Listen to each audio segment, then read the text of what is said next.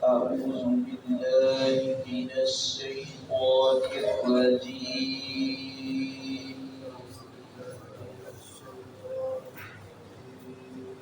بسم الله الرحمن الرحيم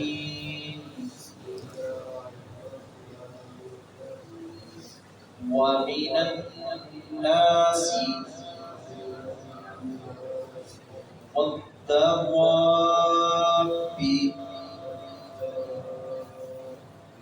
والأنعام مختلف ألوانه كذلك إنما يخشى الله من عباده العلماء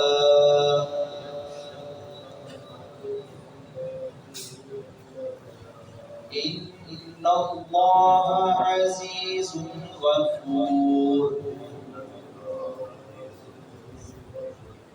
إن الذين يتلون كتاب الله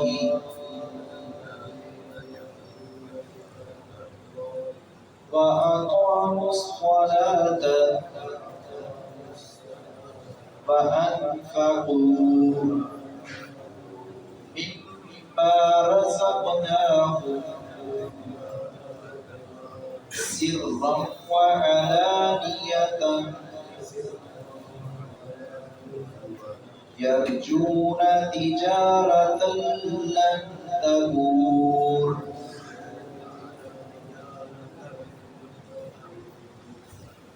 سورۃ الفاتر کی 2 آیات 28 اور 29 نمبر کی ہم نے تلاوت کی ہے۔ اس سے پہلے پچھلی آیت میں اللہ رب العزت نے مختلف پہاڑوں کا تذکرہ کیا کہ پہاڑوں کی کئی اقسام ہیں، پہاڑوں کے اندر اور پتھروں کے پہاڑوں کے کئی ایک رنگ ہیں۔ تو اب یہاں اللہ رب العزت نے پہاڑوں کا اور درختوں کا تذکرہ کرنے کے بعد، نباتات کا تذکرہ کرنے کے بعد اب لوگوں کا تذکرہ کیا ہے، جانوروں کا، چوپایوں کا، ان کی بھی کئی ایک اقسام ہیں۔ ایک ہی باپ کے بیٹے ہیں، ایک کا رنگ سانولا ہے، دوسرے کا گورا ہے، تیسرا کالا سیاہ ہے، ایک کا مزاج کچھ ہے، دوسرے کا کچھ ہے۔ یہ اللہ رب العزت کی تقسیم ہے۔ اسی طرح اللہ رب العزت نے جانوروں کی اقسام اور جانوروں کا چوپایوں کا تذکرہ کیا ہے، ان کی کئی اقسام ہیں۔ اب چڑیا ہے، اس کے اندر کئی ایک رنگ ہیں، کئی ایک رنگوں والی ہے، کئی ایک زبانوں والی ہیں۔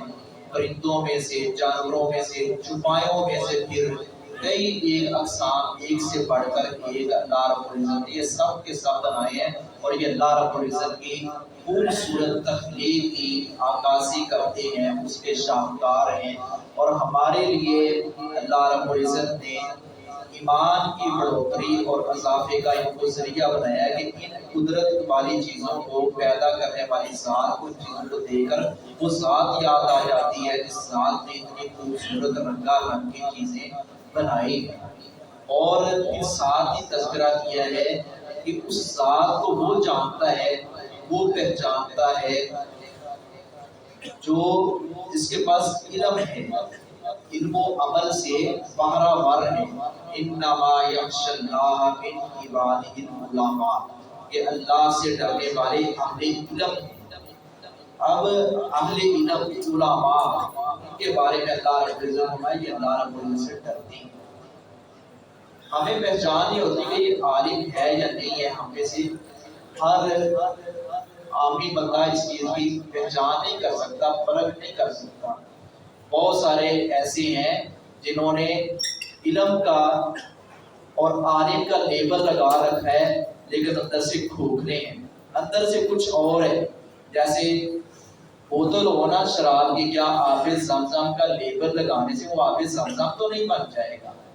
کئی ایک معاشرے میں ایسے فسادی مولوی ہیں جن کو معاشرے کے بیچارے لوگ کم علمی کی وجہ سے ان سے فتوے بھی لیتے ہیں اور ان کو عالم بھی جانتے ہیں، اور حضرت علامہ شہید کے کہنے کی طرح وہ جن کو ٹی وی نے مولوی بنایا ہے، مدارس سے نہیں پڑھے ہوئے، ٹی وی نے مولوی بنایا ہے، یہ کئی ایک مثالیں آج دور حاضر کے کتنے ہیں. اچھا کئی لوگ، اور یہ سب کی بات ہے، وہ کہتے ہیں جی مولوی کبھی اکٹھے نہیں ہوئے.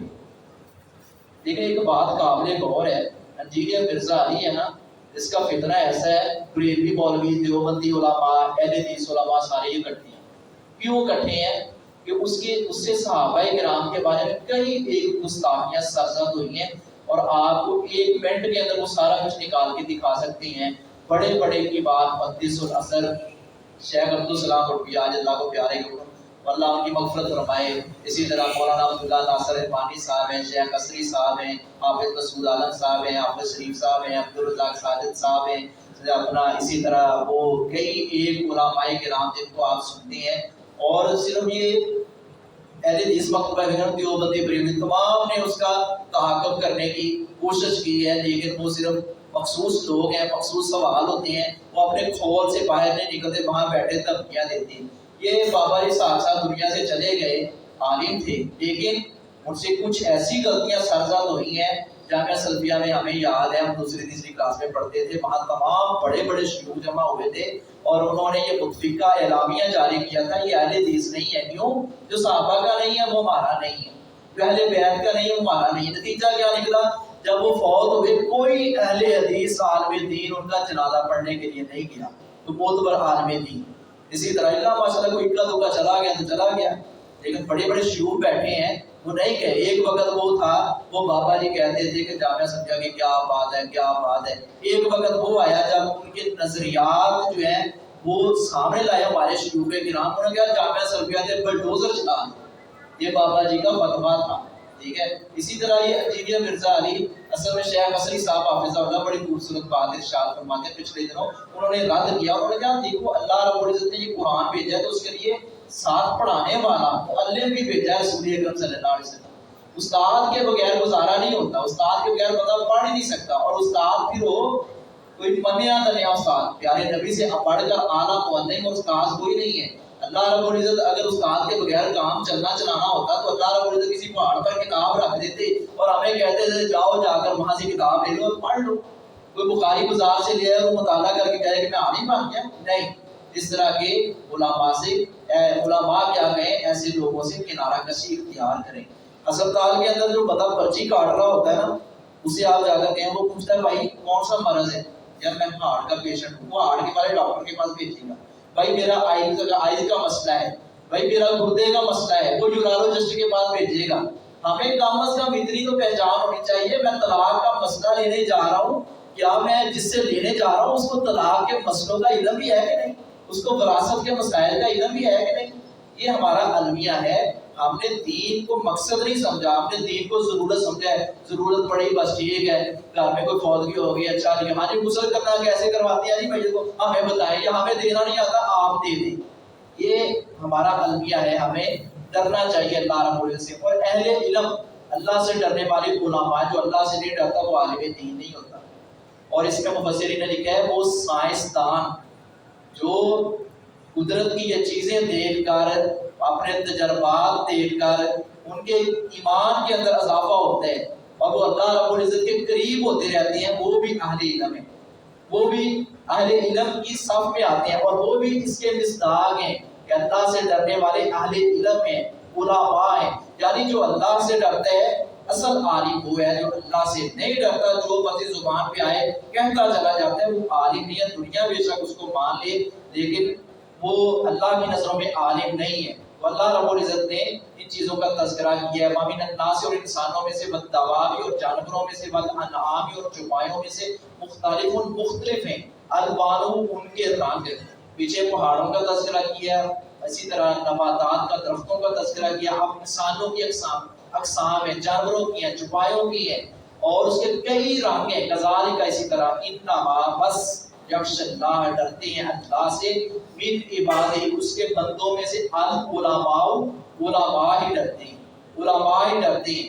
جو اللہ سے نہیں ڈرتا وہ عالم نہیں ہوتا. ان اللہ، بلا شبہ اللہ رب العزت عزیز غفور، خوب غالب، بہت بخشنے والا ہے. ان الذین، بلا شبہ وہ لوگ، یتلون، جو تلاوت کرتے ہیں، کتاب اللہ، اللہ کی کتاب کی، واقام الصلاۃ، اور قائم वाक़ाम सलात और कायम रखती हैं नमाज, वानफक़ू और खर्च करती हैं, मिम्मा रज़क़नाहुम उस में से जो हमने दिया है।